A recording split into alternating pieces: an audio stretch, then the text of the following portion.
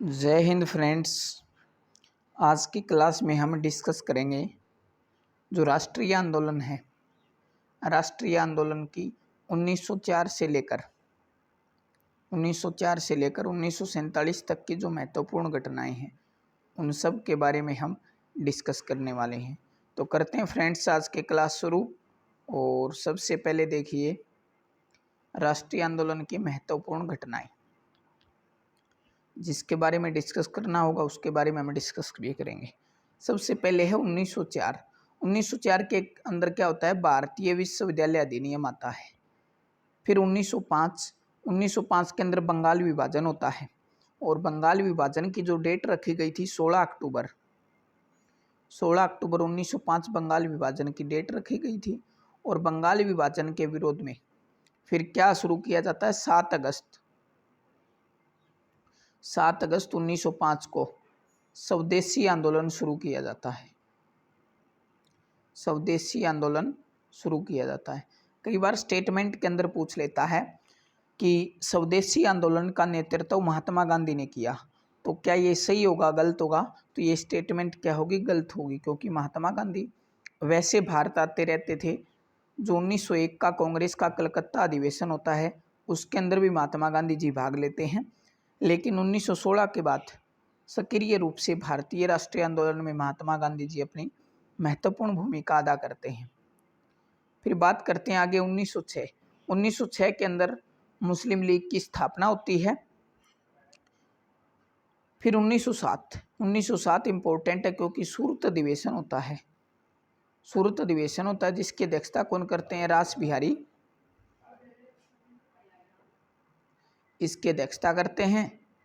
और इसी अधिवेशन के अंदर कांग्रेस है जो नरम दल और गरम दल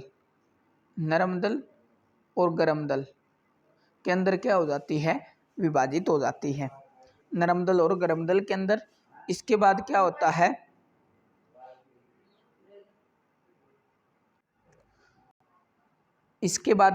है, कि जो गरम दल के नेता थे मुख्यतः उनमें थे लाल बाल पाल। उनका मानना था कि जो आज़ादी है वो ऐसे नरम रहने से नहीं मिलेगी, मतलब उनके लिए उग्रवादी होना जरूरी है। फिर आगे बात करते हैं 1909 मार्ले मिंटो सुधार। बात करते हैं मार्ले कौन थे, तो उस समय भारत के सचिव थे। कौन थे, भारत के सचिव थे। और मिंटो उस समय भारत के क्या थे, वायसराय। ठीक, आगे बात करते हैं 1911 ब्रिटिश सम्राट का दिल्ली दरबार के अंदर क्या किया जाता है, जो बंगाल विभाजन है,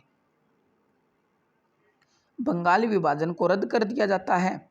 और उसके साथ ही जो भारत की राजधानी थी वो कलकत्ता से ट्रांसफर करके दिल्ली करने की क्या कर दी जाती है, घोषणा कर दी जाती है। तो भारत की राजधानी दिल्ली, कोलकाता से दिल्ली की घोषणा कर दी जाती है और बंगाल विभाजन को रद्द कर दिया जाता। उस समय भारत के अगर वायसराय पूछे तो कौन थे, होर्डिंग उस समय भारत के वायसराय थे। ठीक है, और होर्डिंग उस समय भारत के क्या थे, वायसराय थे। और जब जॉर्ज पंचम भारत आते हैं तो उनके स्वागत के अंदर जो हमारा राष्ट्रगान है जन गण मन,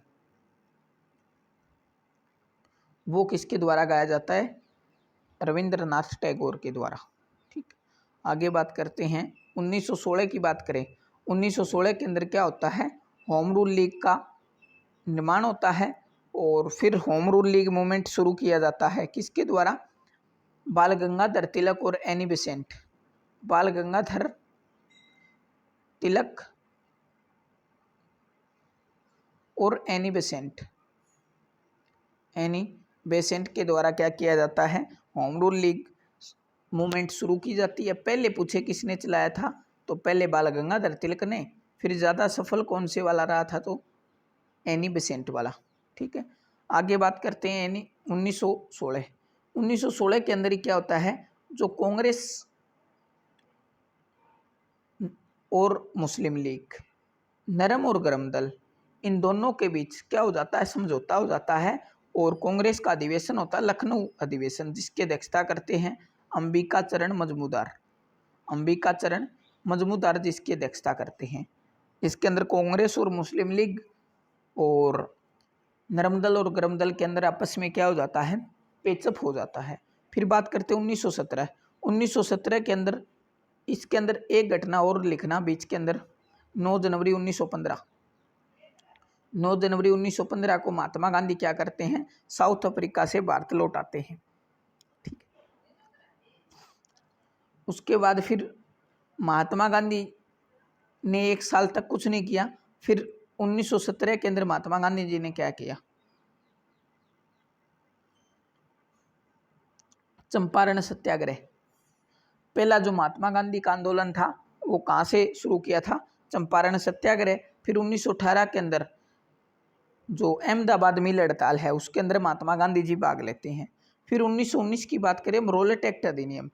रोलेट एक्ट अधिनियम 1919 के अंदर आता है। फिर इसके विरोध के अंदर क्या होता है, जलियांवाला जो बाग है उसके अंदर एक सभा आयोजित की जाती है। इसके विरोध में डॉक्टर सैफुद्दीन किचलू और एक अन्य नेता थे, उनको गिरफ्तार कर लिया गया था। उनकी गिरफ्तारी के विरोध में 13 अप्रैल बैसाखी का वो दिन था जब पंजाब के लोग जलियांवाला बाग के अंदर इकट्ठे हुए थे उनकी रिहाई के लिए। फिर क्या किया जाता है, जनरल डायर को आदेश दे दिया जाता है कि इनको गोलियों से भून दिया जाए।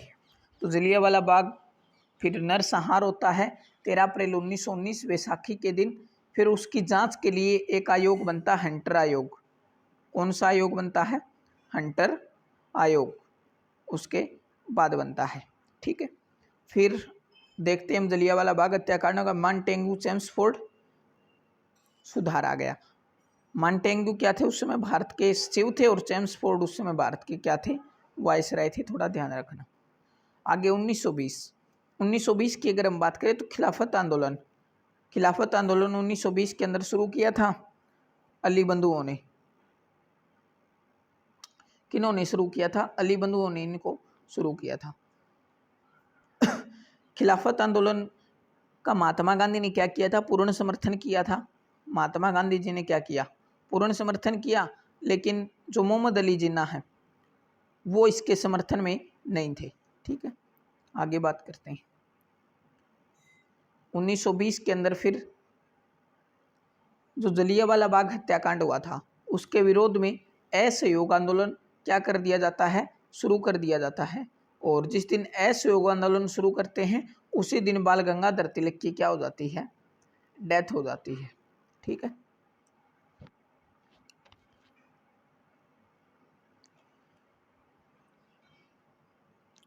फिर 1922 के अंदर क्या होता है, चोरी चोरा कांड होता है, जिसके बाद असहयोग जो आंदोलन था उसको क्या कर लिया जाता है, वापस ले लिया जाता है। फिर 1927 की बात करते हैं। बीच में 1923 लिख लेना, कांग्रेस से संबंधित है। कांग्रेस के सबसे युवा अध्यक्ष बनते हैं, कौन बनते हैं, कौन बनते हैं, मौलाना अबुल कलाम आज़ाद। मौलाना अबुल कलाम आज़ाद। फिर 1924 का जो बेलगांव अधिवेशन होता है जिसकी अध्यक्षता कौन करते हैं, महात्मा गांधी जी। फिर 1925 के अंदर कानपुर अधिवेशन होता है जिसकी अध्यक्षता कौन करती है, सरोजिनी नायडू, जो कि पहली भारतीय महिला थी जिन्होंने कांग्रेस की क्या की थी, अध्यक्षता की थी। फिर 1927 के अंदर साइमन कमीशन की नियुक्ति होती है। फिर 1928 के अंदर साइमन कमीशन क्या करता है, भारत आता है। फिर 1928 के अंदर ही क्या हो जाती है, जो लाला लाजपत राय जी थी उनकी लाठी लगने से क्या हो जाती है, डेथ हो जाती है। फिर 1929 के अंदर भगत सिंह जी द्वारा क्या किया जाता है, केंद्रीय असेंबली में बम विस्फोट किया जाता है। फिर 1929 के अंदर ही कांग्रेस का जो लाहौर अधिवेशन था उसके अंदर क्या मांग की जाती है, पूर्ण स्वतंत्रता की मांग की जाती है। और 26 जनवरी वो तारीख तय की जाती है जब भारत अपना स्वाधीनता दिवस मनाएगा। 26 जनवरी 1930 की वो तारीख थी। ठीक है। फिर 1930 सविनय अवज्ञा आंदोलन 1930 के अंदर पहले तो दांडी मार्च शुरू होता है साबरमती आश्रम से लेकर दांडी तक। कब से कब तक था ये? तो ये शुरू होता है 12 मार्च से लेकर 6 अप्रैल 1930 तक। ठीक है, 6 अप्रैल 1930 को यात्रा पहुंचती है दांडी। फिर दांडी से क्या होता है, सविनय अवज्ञा आंदोलन की शुरुआत होती है। फिर 1930 के अंदर ही प्रथम गोलमेज सम्मेलन होता है, जिसके अंदर जो भारतीय राष्ट्रीय कांग्रेस है वो भाग नहीं लेती है। फिर द्वितीय गोलमेज सम्मेलन होता है, जिसके अंदर क्या होता है, जो भारतीय राष्ट्रीय कांग्रेस है वो भाग लेती है। फिर इसी के बीच में क्या होता है, 5 मार्च, याद रखना 5 मार्च 1931 को क्या होता है, गांधी इरविन समझौता होता है, गांधी इरविन समझौता। इसके बाद फिर 23 मार्च का वो ऐतिहासिक दिन 23 मार्च 1931 जब राजगुरु भगत सिंह और सुखदेव को क्या कर दी जाती है, फांसी दे दी जाती है।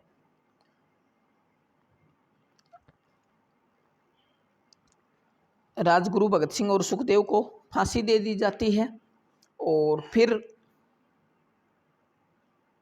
मार्च लास्ट के अंदर कांग्रेस का कराची अधिवेशन होता है, जिसके अंदर महात्मा गांधी जी भाग लेने जाते हैं। तो उनको क्या काले कपड़े दिखाए जाते हैं, और जिसकी अध्यक्षता किसने की थी, सरदार पटेल ने जिस अधिवेशन की अध्यक्षता की थी।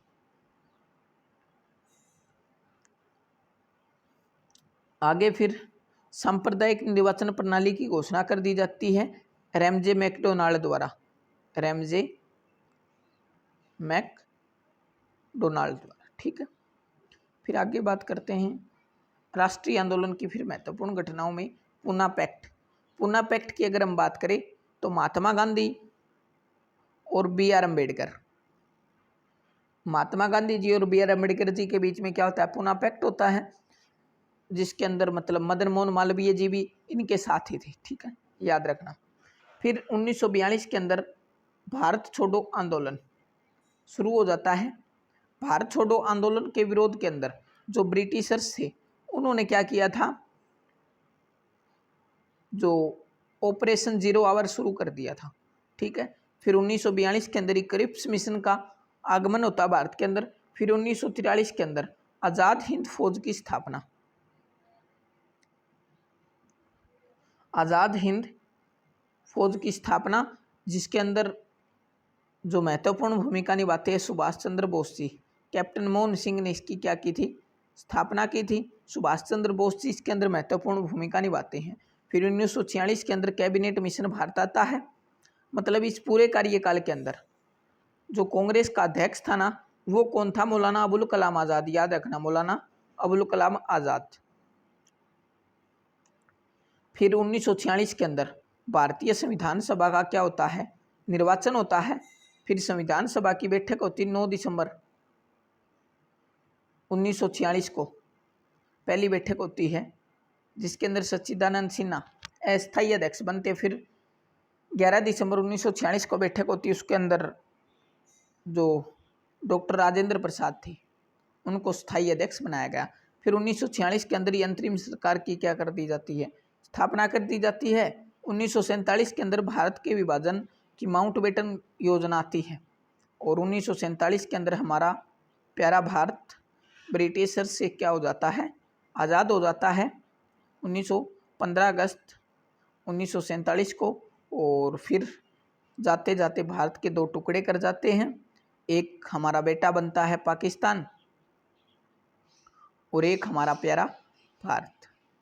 तो ये 1904 से लेकर 1947 तक का सफ़र था।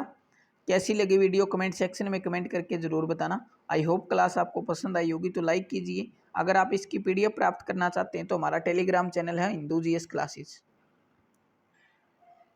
हिंदू GS क्लासेस, वहाँ इसकी आपको PDF मिल जाएगी, डिस्क्रिप्शन में लिंक है। तो आई होप क्लास आपको पसंद आई होगी। लाइक कीजिए, चैनल पर नए हैं तो सब्सक्राइब कीजिए, जिससे आपको नोटिफिकेशन मिलेगा और हमको मोटिवेशन मिलेगा। तो मिलेंगे नेक्स्ट क्लास में। जय हिंद, भारत माता की जय, वंदे मातरम।